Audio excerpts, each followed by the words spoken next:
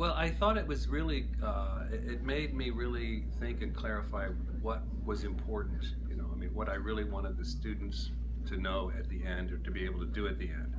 I think that there were too many things initially that I was including or thought I needed to include in the course without thinking about why it was there or really what the end result, I was expecting the end result to be. And I think that in the end, I sort of simplified what my objectives were. That there were fewer of them, but I had a much greater sense of exactly how I was going to assess the students and determine if those objectives had been achieved or not. Well, I think they're going to come out having learned, better, having learned the objectives more effectively, because it'll be clear to me whether they did or not.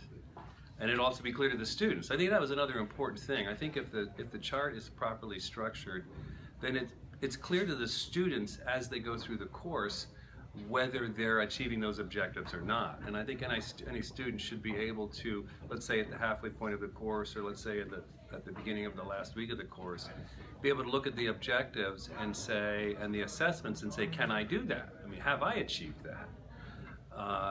And they'll know that, well, they've got another week or whatever. If they really feel like they're not there yet, then they know where they need to be. I think with the ELOs, because I'm teaching English as a second language, I'm focusing on the communication ELOs. So it's really, I mean, I'm not attempting to incorporate all of the ELOs in that. I really can't.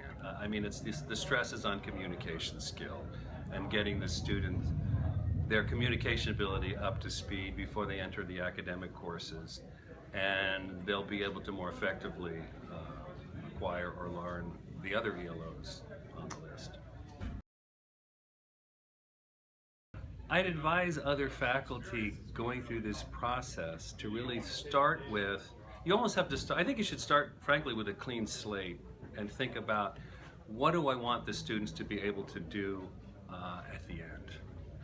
And maybe you might have to put aside all the things that you've included in the course up to that point, because you'll probably be putting some things aside, and think about, where do I want them to be when they get done with this? And then then you work backwards from there, and then that will help you determine more effectively, I think, what you need to include and what you may want to exclude.